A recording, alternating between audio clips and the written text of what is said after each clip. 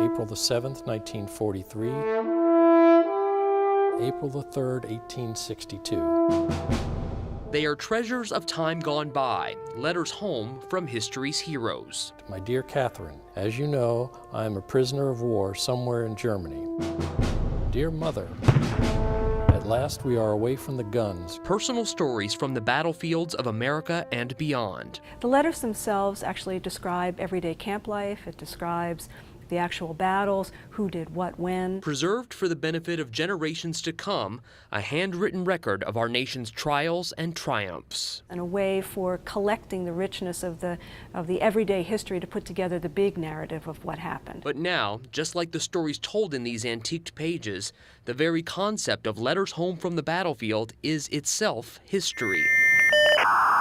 And this new high-tech era of new media poses a problem for preservationists. We recognized that because of social media and technology, that we had to figure out how to preserve the record that was being created. That's when the Ohio Historical Society, in partnership with the Ohio National Guard, came up with the Oral History Project, replacing pen and paper to capture on camera the story of our state's modern-day soldiers. Today is Wednesday, October 27th, 2010. Stories of horror. We were unfortunate to be involved in some mass casualty events over there where soldiers died. That's probably the toughest part for me, is thinking back, just the anguish and pain in their eyes. Stories of humanity. There was a little girl there, about 3 years old.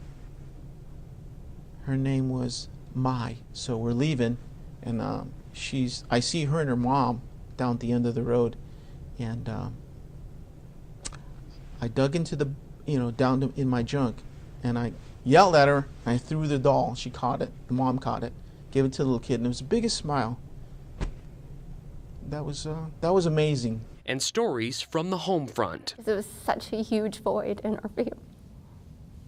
Recognizing that it's not just the soldier who sacrifices. They were 5 and 7 at the time.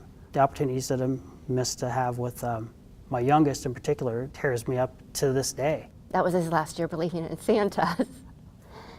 So that was kind of sad. Just times that he won't be able to get back. Divided by decades, bound by service, some things transcend time. It is surely great that this war has ended. Wish Dad would have lived to see all of us home again. The stories of history's conflicts are told through the actions of presidents and generals, and now through the words of Ohio soldiers. Having something like this, to hear that soldier's experience is, it's invaluable. It's going to be there forever. Step into a full military life. Words spoken. I hope that I can be with you all again someday. And written. The story of our nation and its heroes. Well, good night. Love to all, Edwin.